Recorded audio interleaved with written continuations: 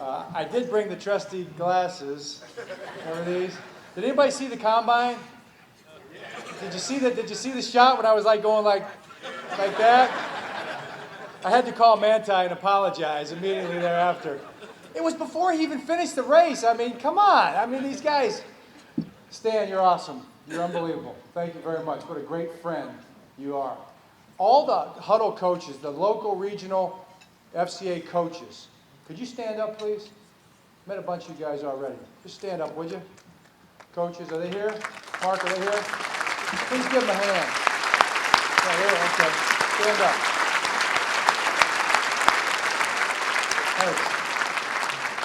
Because that's where the real coaching is done. You know, it's not done in the National Football League. It's not done in Super Bowls. The real coaching is done right on the level that we're talking about right here. Thanks, Mark, for what you're building. And it's done through FCA. It's done through sports a lot of times. It's done through a lot of things. It's done in schools, it's done in classrooms. But man, it's done in sports so much. So many things in our society have been, I guess, foreshadowed by what's been accomplished in sports. In relationships, right? People coming together and are just people growing together. When I was in high school, the Super Bowl is incredible in the sense that they go back and they like search your past. I think it's like running for office or something like that. And they delve into your deep, dark past to find out what they can find out. You know, what do your high school buddies say about you? And there was this one guy named Greg Arrington, who I remembered. Greg Arrington, we played high school together. Our team was about half and half, kind of a mixed race team. Greg was from, as he says, the other side of the tracks. I know we were both from the other side of the tracks, as I remember it. But I had a car, Jim and I had a car. It was an old 65 Comet. Remember the Comet, you older people? It was like a light brown color. Our friends called it the Vomit, okay? But it was a great car, but we were the only one that we had a car. So I didn't know this, but Greg, he went on to Eastern Michigan. I knew he went on to Cornell. Okay? Graduated with honors from Cornell. Now he's in Michigan, and he runs a multi-million dollar company. He's the CEO and president of a huge company. So they called him up and they asked him what was kind of the key in his life. And he didn't have a lot going at the time. And he said, way back when, there was a guy on the team who asked him to go to an FCA camp the summer before his junior year. I did not remember that. I guess I was the guy who did that. I guess I just wanted somebody to go with. And about 4 or 5 of us went to this camp, kind of like we were hearing about here earlier, and it changed his life, and it started to change my life too. Then I got to college, and it was Campus Crusade. All right, you guys know Campus Crusade? Campus Crusade was involved with our football team.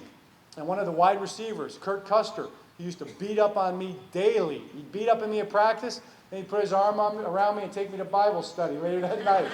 His way of saying sorry, I think. I don't know. Thanks, Kurt.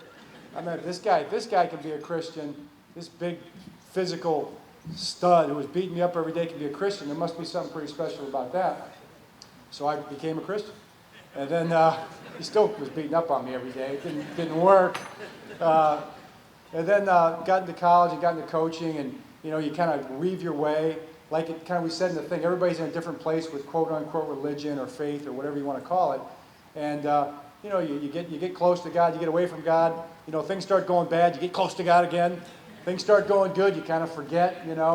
And ran into a guy named Craig Verstig, who's on our staff now, and a guy named Mark Householder, who's the president for Athletes in Action. And we had weekly Bible studies every Thursday morning at Perkins. And we showed up most of the time. Sometimes we left Mark hanging. And that changed my life. And that's when I finally figured out that God's in control. God's in control of our life and everything. And for whatever reason, that journey landed in the Superdome, with the lights out, kind of like this. What happened to the lights, by the way? Stan, I knew you were going to do the little trick, but they didn't tell me it was going to be permanent. It's about how long it lasted, too. I'm going to try to do a lot better than I did after the lights went out in the Superdome. Oh, my God. Can you believe that? Right? We were rolling! Okay, Jacoby takes the thing back, and all I could think of is 29 more minutes. Let's get this thing over with, okay? We're in pretty good shape. And then the lights went out. Now, the other thing I have to say is like nobody's perfect, right? So this journey ended, and it was an amazing faith journey that I just want to kind of share with you a little bit. And then Mike Kensel from the NFL comes over, and he starts explaining things to me, I did lose my poise there a little bit. Are there any lip readers in the house? Denying everything, you know? Oh, man, you know? So, lost it there for a little bit. I thought he deserved it. Mike Hensel, he tells me like he's like the most famous guy in New York now. He's in New York. He says he goes to the grocery store. People are like, you're the guy. You're the guy in the suit that Harbaugh was taking a piece out of your rear end, you know? Yeah, that's me. He's kind of proud of it, I think. But it's amazing what happens, and it's amazing what we went through, and it's amazing what we experienced. It's amazing that what a little bit of faith can do with a bunch of guys on a football team or in life or whatever it is, when guys start caring more about each other than caring about themselves. And it's kind of a crazy thing because football and sports, I mean, you know, it's money and there's a lot of attention and those kind of things that can derail teams. We told our team midway through the season that the one true champion will be crowned. And it will be the team that overcomes adversity better than any other team in the National Football League. It won't be the best team. It won't be the best team on paper. It will be the team that plays the best, okay? The team that plays the best together, and that's what our guys did. And that was the most amazing, wonderful thing. We also got a great coaching job out of our tight ends coach, a guy named Wade Harmon. Now, Wade tells me he's here. Where you at, Wade? Stand up. There he is right there. Wade Harmon. Incredible job. Wade's a strong, quick Christian, and he's in chapel every Sunday before the games. Dennis Pitta, Ed Dixon, and Billy Badgema. Those are his guys. Billy Badgema might be the best Super Bowl story of the whole week, okay? So Billy's just the nicest guy. He's a strong Christian, got a family and everything. I heard a story that Billy, once we got back to the hotel, and I heard, and this is just flying into the New Orleans, I heard we had an injury already. It's like, you're kidding me, what happened? Billy Badgema hurt his head. He might have a concussion. He might be out. I cannot imagine what happened. He hit his head on the doorway coming out of the plane, okay? So I asked Billy, it's a big deal coming out of the plane, right? The cameras are on you. Did you notice we were suited up with ties? Yeah? Looking like we had a little bit of class, okay? Sometimes it's more important how you look.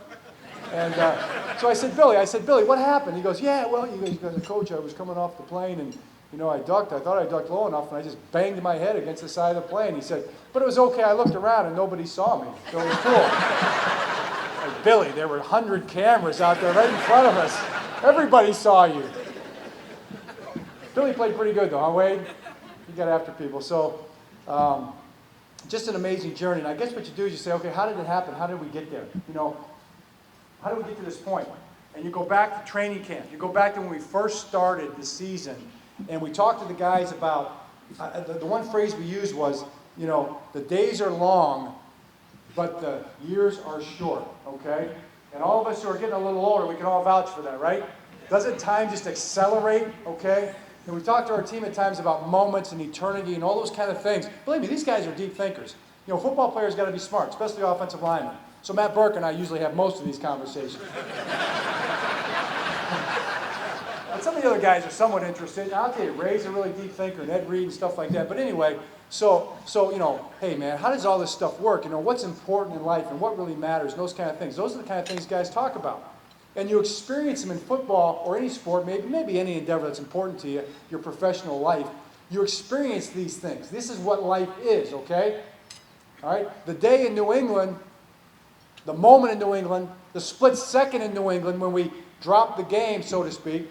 And it's funny, I went back and watched that play after the Super Bowl, or after the New England game, before the Super Bowl, in that 2-week interval, and watched the Lee Evans play. And you know what? He didn't drop that pass. He did not drop that pass. I thought for a year that he dropped it. That ball got knocked out. All right, the player from New England made a great play. All right, that's just what happened. And Billy went out there kind of rushing, tried to make it, and he hit it a little too hard, and he pulled it. That's what happened. And like Ray Lewis said when he got in the locker room, he said, God makes no mistakes. We were devastated. We were like, you at home watching on TV were like, right? Baltimore, it was like silence, okay? What just happened? How do you describe it? How do you explain it? Put your arms around it. We were that close. We were that close. That moment, that split second from the Super Bowl. And we weren't. We were going home. Like an eternity. And we'll live with it. I mean, you live with it forever. Okay, that's what. And then you go back 5 years before. All right, you start getting to know these guys. And we talk to the guys about building a foundation, and that we're going to sink the roots deep. We're not going to build our house on sand. We're going to build it on a foundation of bedrock. We're going to sink the pilings deep in a foundation of bedrock, and we're going to do that every single year. We talked about the Nehemiah story, okay? You all know the Nehemiah story, or some people know the Nehemiah story? All right? It goes back and builds the wall around Jerusalem, around the temple. All right, we're going to build a wall. And when you build a wall, you're going to come under attack. It's going to be a lot of hard work, and there's got to be a lot of cooperation and obedience and courage and strength and all those kind of things. And it's going to take a shovel. But it's also going to take a sword because you're going to come under attack. So we had a shovel and a sword in Oakland in 2009 when we finally made the playoffs, you know. The shovel to do the work and a sword to fend off our enemies. Isn't life like that? You got to do that, man. There are enemies in life. And there is work to be done, okay? So that was going to be important. Talk to them about David's mighty men. And we had great generals on our team.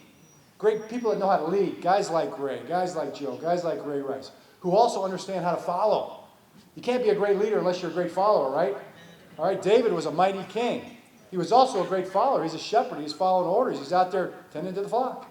All right, it wasn't a very important job, but it was his job. So it was the most important job. And along the way, God taught him how to handle the weapon he was going to need to conquer the biggest enemy in his life. And then there were other enemies in his life too. But what he did was he put together a group of 33 men. And they were his mighty men. He called them his mighty men. You know? Why couldn't our team be mighty men for one another?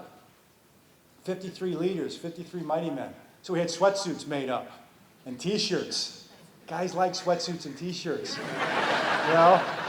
I'll be a mighty man if I get a sweatsuit. Wear with pride. You know? Coaches got sweatsuits too, right? Wade sweatsuit standing there waiting for him every morning. He wears it every single day. You know? And you start taking pride in that kind of stuff. So we had these journeys, man. 2008, we make it to the championship game. And we block a guy out of bounds late. We don't find a way to win the game. A game we really didn't deserve to win, but we could have won. And we weren't in the Super Bowl. Then the next year we go 9-7. We fight our way back in there. And if I recall right, we go to Indianapolis, okay? And we get beat. We got a lot of bad calls in that game, too. Not making it, just saying, as Rex would say. Just saying, you know. Okay, the next year we battle our way back, and I think we went 11-5 maybe the next year, or 12-4. Went 12-4 maybe the next year, and we're good. We got a really good team. Okay, we go to Pittsburgh and we're up 21-7. All right, we're getting after these guys. Yeah, I hear you. It lasts for eternity, right? It never goes away. And we turn the ball over 3 times in the third quarter. We hadn't done that all year. And we lose the game, and our guys are mad, you know, at each other. We're all mad. All right, but we fought our way back. We got past it. We fought our way back. We're going to that 4th year. That was 2011. And we have a good team again. We beat a lot of good teams. We lose to some not so good teams, didn't we? Went on the road. Jay, hey, good, buddy. Good to see you. And we're trying to figure ourselves out. And we beat Houston. We find a way to beat Houston. They're pretty good. Jacoby Jones helped us out, if you remember. Thanks, Jacoby. We didn't have a deal. He did pretty well this year. Didn't you, Ray? Coming back. So we beat Houston. We go to New England and we play a really good game. We fight like crazy. It's so hard to win in New England. Okay, they're good. We fight. Comes right down, and there we are at that moment when Ray says, "God makes no mistakes." And we get on those buses, and it's a 40-minute bus ride down to Providence, and we get on the plane, and we're just trying to figure it out. And I think I got asked right up through the season, you know, "Are you over it yet?" No, I'm never going to get over it. You know, you're never going to get over it. It's okay. You don't need to get over it.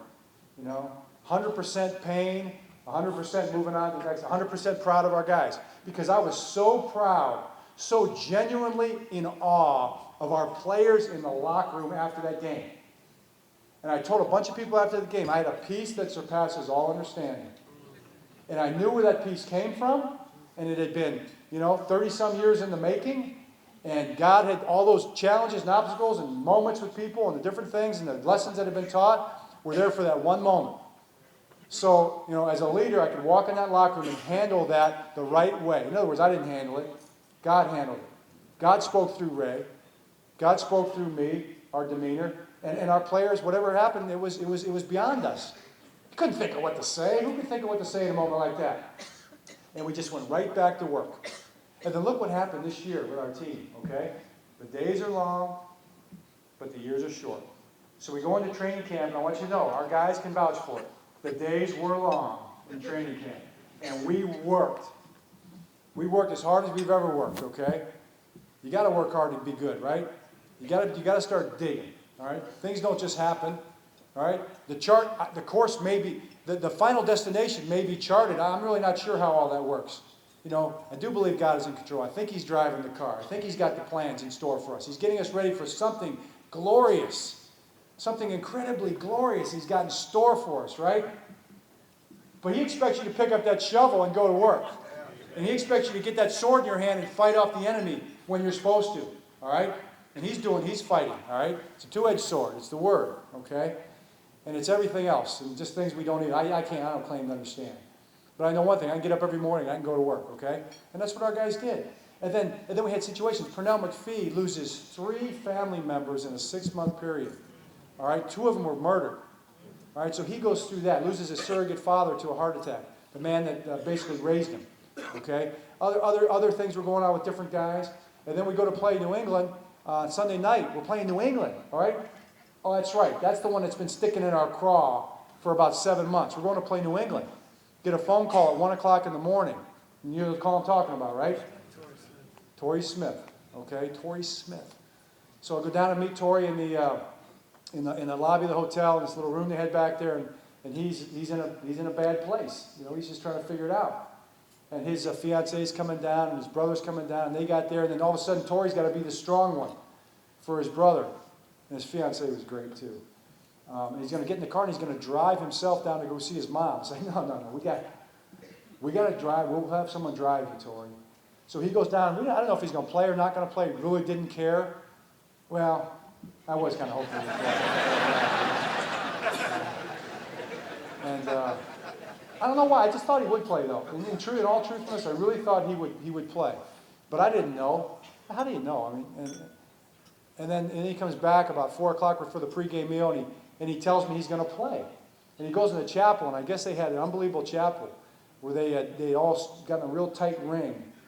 All the guys in chapel. I go to the Catholic Mass, and so we kind of split it up. So I'm not in the chapel. And they had a tight ring together, and they prayed about it. And then Torrey told me right before the game that he really wasn't sure in the locker room. Okay. So then we go out for pregame, and here comes Torrey, And I was happy that he was going to play, but I just admired him, And I just knew that something powerful was about to happen. You just knew something amazing was going to happen. And then he goes out there and just lights it up, okay, for the whole world to see. The things that God's got in store for us are glorious beyond our wildest dreams, beyond our imagination to even think of them. What's going to happen after this life is over? Who can even imagine these things, right? Oh, the Bible tells us a little bit about it, right? It says it's beyond our ability to even imagine or dream. Can't wait. Well, there's no hurry. But that's going to be cool. But we got some business to tend to. So we go through the rest of the season, and we hit that skid that Stan just couldn't wait to talk about tonight, Stan comes over with the microphone of the Denver game. We all saw it. We're going back down the field. It's about to be 10 to 10. 10 to 7. It's about to be 10 to 7. That's where we haven't scored yet.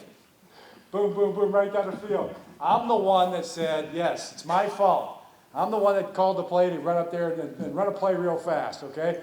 So we run the play real fast. Boom. Took about that fast. And Joe was just running, laying on the ground.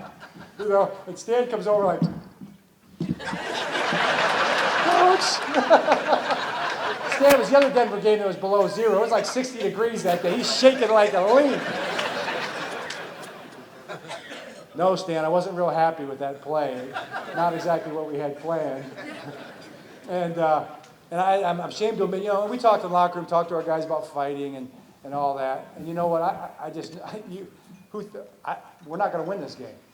I hate to admit that. I felt right there that we were not going to win that game. third loss in a row after 2 tough overtime losses. But still, in my heart, and I would say the heart of our team, what Stan's talking about, nobody doubted. Nobody. We had a little bit of that, but for the most part, everybody got in that locker room and said, "Hey, everything is still in front of us. Every goal, everything that we want, everything we aspire to, is still right there in front of us. We can accomplish anything. Okay? It's only going to make it more glorious. It's only going to be more apparent." I'm talking about the Christian guys. We're talking about this. It's only going to be more clear that no man can take the credit for what's going to happen. That's what Anquan Boldin was talking about, okay? Matter of fact, we started texting back verses. And one of the ones that came about was Joshua chapter 1. The whole Joshua book is kind of amazing. But Joshua chapter 1 talks about, I read it, and I texted it to Anquan, and Anquan knew it right away because he'd been reading it, okay?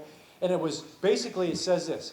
It says, Joshua's about to face overwhelming odds, right, with his army, okay? And it says, be strong and courageous, right? And what does it say right after that?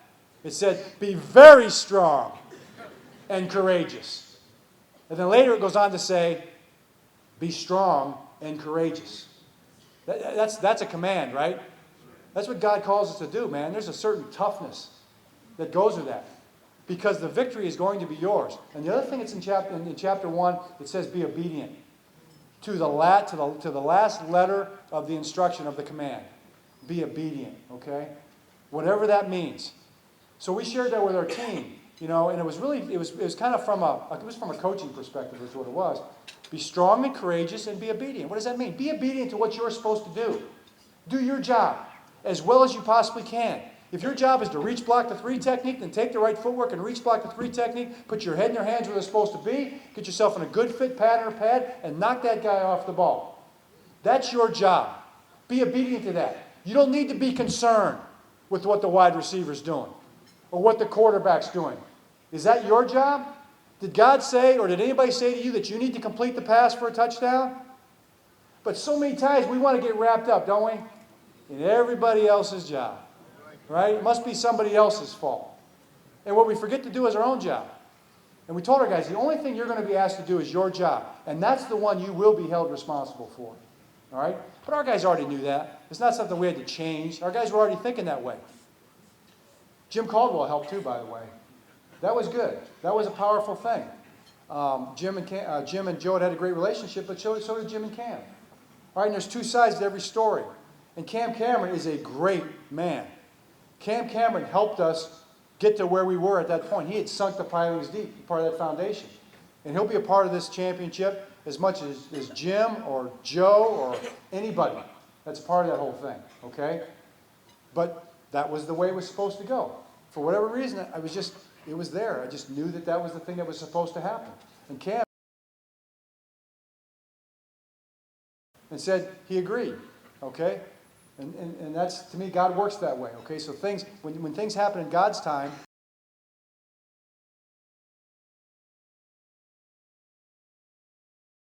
blow out the Giants, right? And all of a sudden we start looking like we're supposed to look, okay? It's like, I'm thinking, if we can get hot here in the playoffs, we got a chance. If Joe gets hot here in the playoffs, we got a chance. We get our defensive guys back, we can start playing defense the way we're supposed to play it, we got a chance. So we go to play the Colts. Well, we played the Bengals. We rested some guys. Our guys played their hearts out. And then we go play the Bengals or the Colts. And everybody's saying the Colts had all the, do you remember? They all know what? The mojo. Yeah. The mojo. Colts got the mojo. That's what all the talking heads were saying. I'm like, what's mojo? I've heard of mojo. Told our team, they can have all the mojo they want. All right? They got to stand up in front of us, in front of the Ravens, and in front of what our team is about. And what we're playing for. Oh yeah, and Ray's going to be back too. That's going to be pretty cool. That's going to help. Remember the thing he had on his elbow there? Trying to catch that pass? We did make fun of him for that. Yep. And then he went out there and took this at the end of the game. Right? What did he do? He did the little, I can't do it. I'm not even going to tell you. I can't do it. Okay? What a moment. What a moment. Yeah, but there's a lot there too because Chuck Pagano was on the other side, okay? Chuck Pagano. Man, we loved. Our players loved. We love Chuck. He's one of us. Look what he accomplished. Look what his team had been through, all right? And he battled and beat cancer, okay, throughout the course of the season. And there he was standing there, and you walk over and there's a hug, okay? I mean, there's adversity. There's all kind of, there's so many strands being weaved together in our lives that just all just come together for the perfect will of God, that you just got to stand back and go, oh my. Whether you win or whether you lose, whether it's a year ago or whether it's this year, okay? Then we go to Denver, okay? There's no way we're going to beat Denver. I promise you. The coaches, the fans in Denver, they were everybody, and they should have been. They were a great football team. They were very confident before that game. And our guys walked out there, and it was cold. Stan was shivering before the game. For a good reason, right? It was below zero wind chill. And we were ready to play. And so we're back and forth in a battle. We punt a ball, and it blows all the way across the field. And that little guy, Trindon Holiday, goes like that. And it was a touchdown, just like that. We're okay. We can overcome this. You know, Ray talked the night before about no weapon. Isaiah chapter 54, no weapon forged against us shall prevail. Okay, that was kind of the thing going into that game. So it's a weapon forged against us. It will not prevail. And then we're in a battle. We're in a dogfight back and forth. And we go in at halftime. I think it's 21-21, right? And we get in the locker room, and Ray calls the whole team up right at the end. He goes, I got something I need to say. And he recited probably 4 or 5 verses right around 54. It's toward the end of chapter 54. And all those verses right around, and he recites them. And he just said, no matter what, stay together. No weapon forged against us in the second half shall prevail. He didn't mention the 5th quarter or the 6th quarter. I asked him at the overtime, does that count? Overtime count in that? Yeah, we're covered. We're good. So we go in at halftime, and the ball gets kicked off, and we were supposed to squib it. Tucker, wherever you're at right now, it was supposed to be a squib kick, but that's okay. He lofts it right up in there. We'll cover it. And I heard Suggs back there. He wasn't quoting any scripture.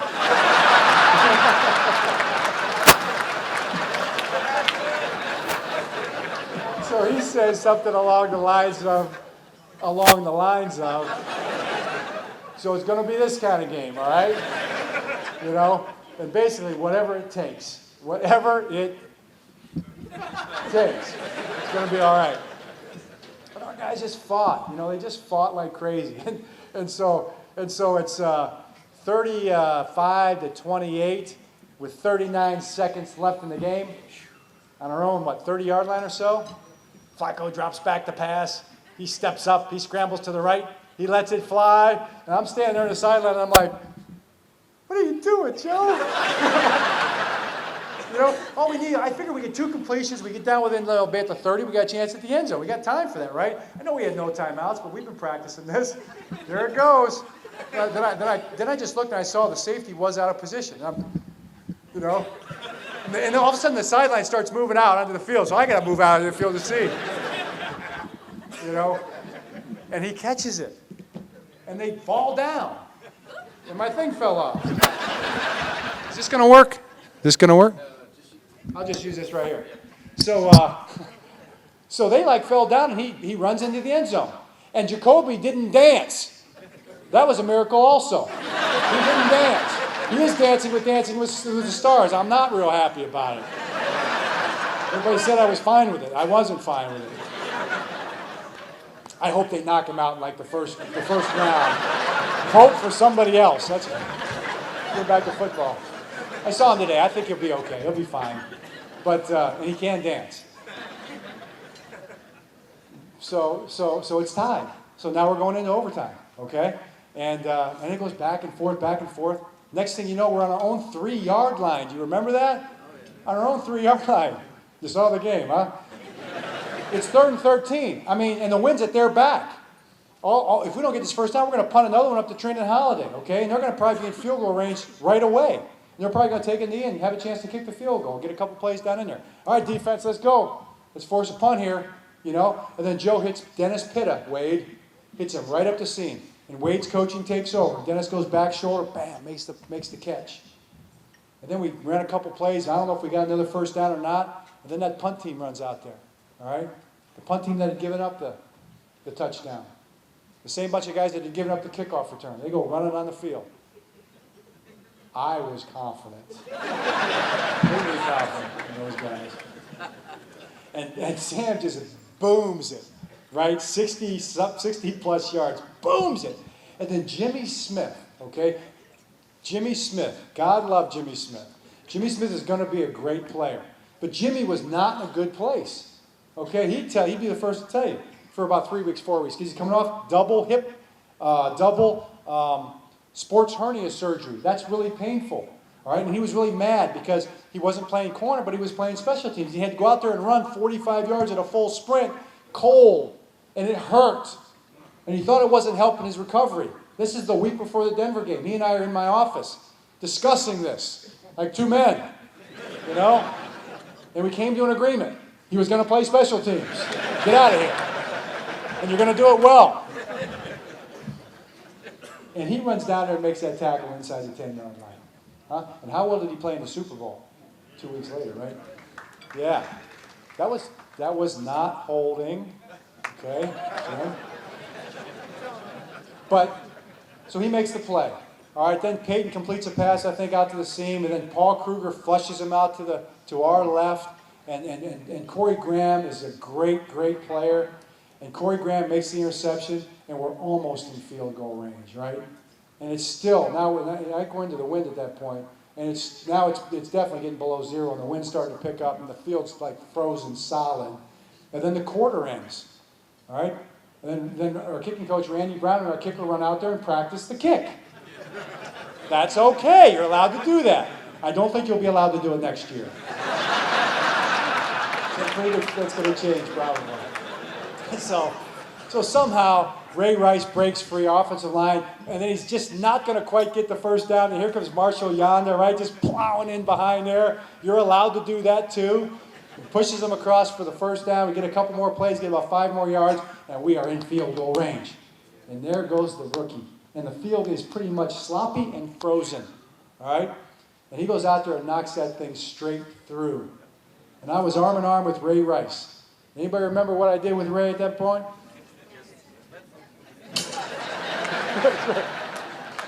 You know, what a moment. What a moment. And that locker room afterwards was incredible. Steve Bisciotti sent a text. They actually sent a text. You probably saw it. He sent a text during the game about how proud he was of the team. And it wasn't contingent on winning and losing. See, that was what was so incredible. You know, that was, it's all interweaved in there. Somebody's going to figure this all out someday. It's all twined in there. It's not the outcome that we're talking about. It's the journey. It's the way you handle it. It's the way you handle one. It's the way you treat one another through all that. That's the victory, right? The victory's already been won. All right? In this room, we understand what that means. All right? The victory's already been won. All right? What's our role in this thing? What's our fight? You know? What's our job? What are we supposed to become? You know? The one true champion. Okay? The one true champion that we're meant to be, perhaps.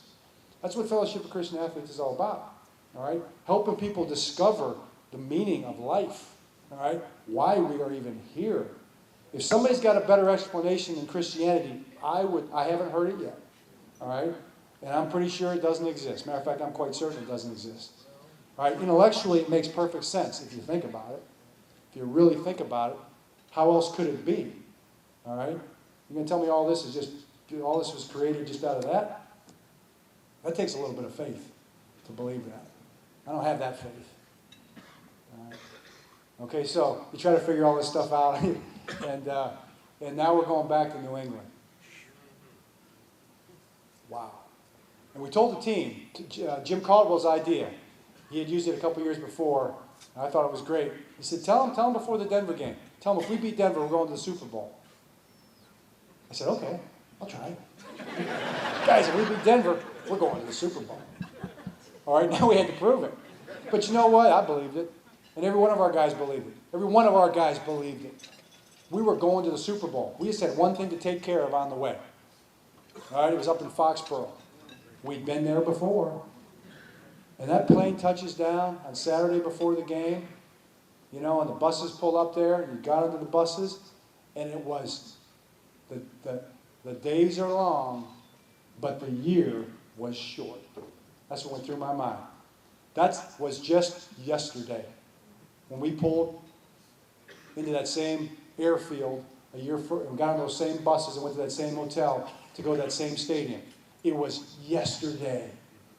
But look how far we had come down the road that we were supposed to travel.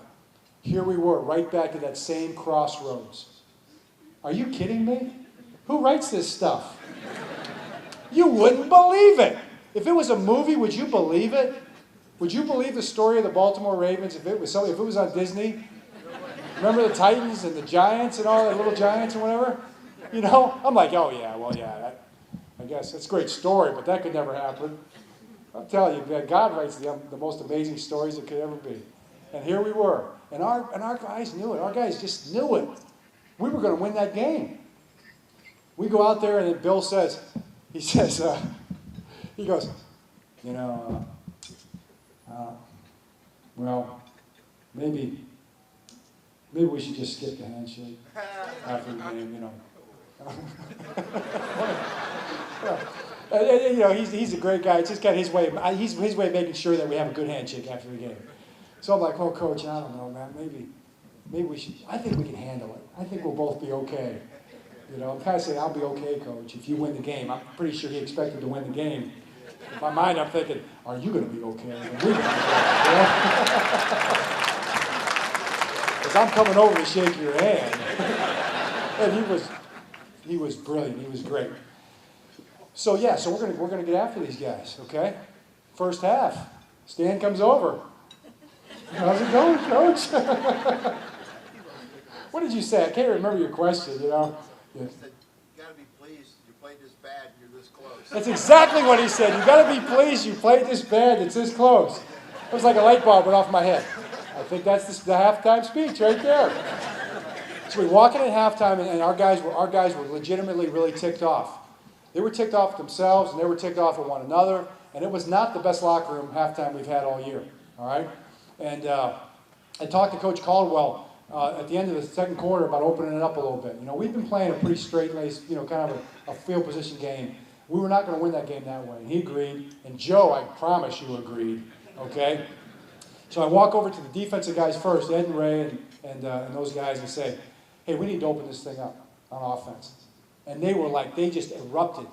That's exactly what we need to do. Now, usually, these are the same guys who remember Air saying, run the ball, Coach. Run the ball. We'll get him stopped. You know? I mean, later in the game, if you've seen the FX, that's Ed Reed when he comes up and they cut all that out. That's what he was saying at the end of the game. I told you to run the ball. You know, we've got 3 and 9. We didn't run enough time off the clock. I got you, man. It'll be okay. So, but they wanted to go for it. They wanted to go for it, okay? It's not too big. Let's go after this thing. Went over to the offensive guys and the offensive linemen. They're kind of seething. You know, Joe's got his head down. Guys, we're cutting this thing loose. We're throwing it every snap if we have to. Joe, it's in your hands. Make plays for the guy. Protect him, will you please? They don't touch him in the second half. And they erupt and go crazy. And our team comes up, and Ray said something brilliant. I don't remember what it was. And we went out there and we shut them out. Our defense shuts them out in the second half, and we put, 250, 300 yards up in the second half. And we come back in that locker room, and Craig Versteeg had been talking about casting the crown at the feet of our Lord.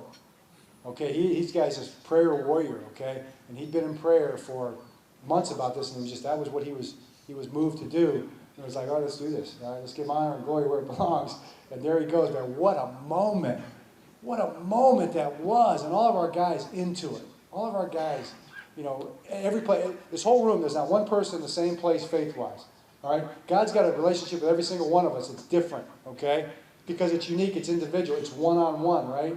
Okay? And the players in the same way, we're all the what was it, 8 billion people on the planet now? We got a big God, don't we? Right? He's big enough to be in that locker room, man. And our guys, they felt it, you know, it was just, what a moment. And we're going to the Super Bowl. No, we're going to win the Super Bowl. That's what we're going to do, all right? And that's where our journey took us, to New Orleans. And then, you know, see the Whites down there 2 days before the game, and you both certain we were going to win the game. I had no doubt about it. My brother was certain they were going to win the game. I was certain we were going to win the game. My dad, my mom was in tears most of the games of the week. My grandpa Joey's 97. He had the half and half hat, the Niners hat, the Ravens hat. He's like 5'4", you know. You know, Jim gets up there in the press conference and you got his good deal on. You know, he's got his fleece on, right? I mean, so like he wanted to make me look like the guy. I was the corporate guy or something. Wasn't ready to play. He was the guy ready to play. Do you remember the press conference on Friday? All right, when I did a real gracious talk about family, what did he say? Yeah, he said I concur. Concur? I don't even know what concur means. You know? I know he doesn't know what it means. We're falling apart up here. So, okay, this is great. You gotta see this.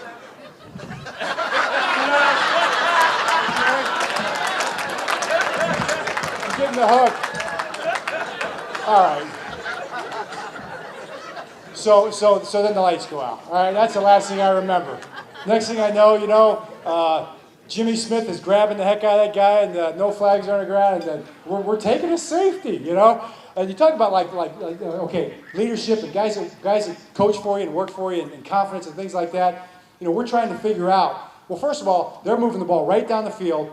As my dad used to say, they were going through us like crap through a goose. Okay, we didn't have a lot of geese when we grew up, but I got a picture of that to this day in my head. That's how they were going through us, right? The ball gets down to the 5-yard line. The sideline is not happy about it. The earphones, defensive coaches, Wade, you can vouch for this. It's pandemonium in the headsets, the defensive coaches. And then one of the coaches said to me, "Hey, we get them stopped here. We're the champs." Well, that's right. You know, and we're pretty good in the red zone too. So I said, hey, get them stopped here. We're the champs. You know, you give me a good line, man. I can repeat it. So. Everybody got serious. And then the other thing I'd say to Coach Pease is, whatever you do, please, do not let them run it in. Don't let them make them throw it in. So Dean calls a heavy run defense, and I think they ran it and we stuffed them, if I remember right. Okay? Then he calls an all-out blitz, and we stopped them. They may sprint it out or something. I haven't watched the game. I can't. Then we call a heavier all-out blitz called Twister, and I think that was a sprint out. And then we got some contained, he had to get rid of it. Then we call the all-out blitz that we got, the biggest blitz we got, called Cable. All right, we call Cable. We're bringing everybody. And Jimmy Smith grabbed a little cloth, and we stopped him. David Akers didn't get touched. Joe Flacco got hit 3 yards out of bounds. I don't want to hear any of that, okay? It wasn't about the officiating. I mentioned that to my brother at the combine. He didn't want to hear it either. So we didn't talk about it anymore, you know? So how's Mom doing? Yeah. But, you know, so that's my talk. You get your arms around it, and now life goes on, you know? And it's one of the moments that you dream about. And really if I was going to explain it in any one way, I'd say, you know, the journey continues, right? What's God got in store next, you know, in all of our lives? We'll lose guys, we'll add guys, you know, but we'll always have that championship now. Baltimore will always have that championship. Baltimore. Our fans are off the charts. Baltimore will always be the 2012 champions. We will rejoice in that. We will take pride in that. We will give glory and honor where it belongs. Those of us who understand that forever, and that will never be taken away. It's not like boxing. You don't have to hand the belt over when you lose. The Lombardi Trophy. They make another Lombardi Trophy the next year. And we're going to be 100% rejoice in that. We're going to be 100% committed to what's in front of us and what we're doing next, okay? And you can do both. You can be 100% committed to your job and 100% committed to your family at the same time. Now, you can't be 100% committed to your job, your family, and running around doing all kind of other stuff, right? You got to decide what's important. It's taking care of your business and taking care of your family. And relationships is what counts. And Steve Bisciotti gave me the greatest advice ever. He said, treat each day at work like it's the first day on the job. Every day. And treat each day with your family like it is your last. It's all about people. It's all about relationships. It's all about building up people around you. It's all about finding somebody to help. You want to be successful in life? Find somebody to help. You want to be successful in life? Find a way to make somebody else better. If you're good in math, go put your arm. If you're a student, go put your arm around somebody. If you're good at your job and filling out your expense reports, and go find somebody that can't do it and help them fill out their expense report. Help somebody accomplish something. All right? The interesting thing about that, what the world does not understand, because that's a New Testament principle. Service, it's all opposite in the New Testament from what the world, how the world sees it. But the hard truth of the matter, if you have eyes, Jesus said, if you have eyes then see, if you have ears then hear, loose quotation, I'm pretty sure it goes something like that, right?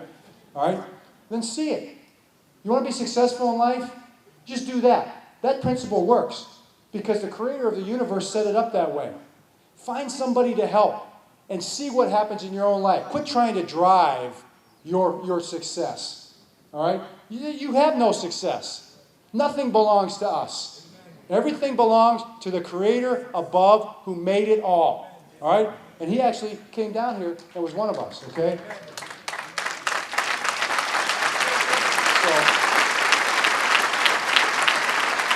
Man.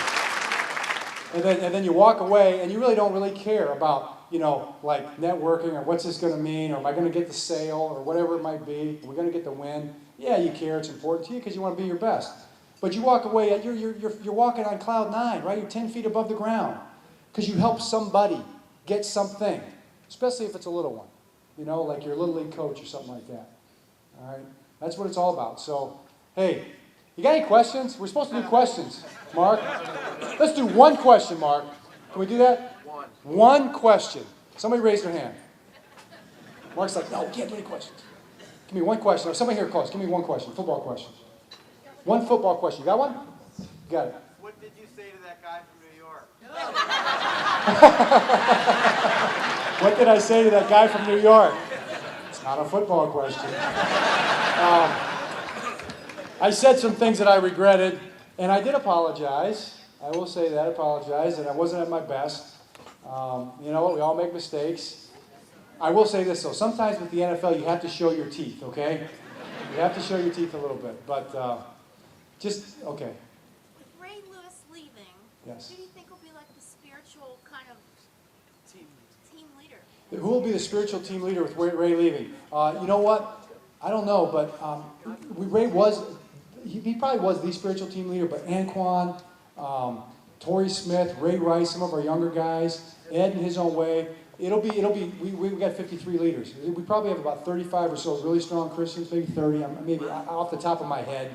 Okay, I'm going to say off the top of my head, it seems like it's that many. They'll step up. God will decide, right? So thanks for having me. Support FCA.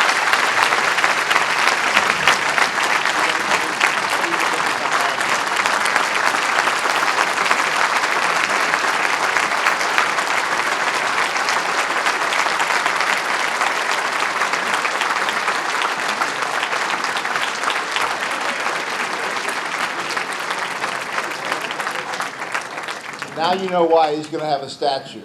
I mean, great job, John. We really appreciate that. On top of that, we had a very generous benefactor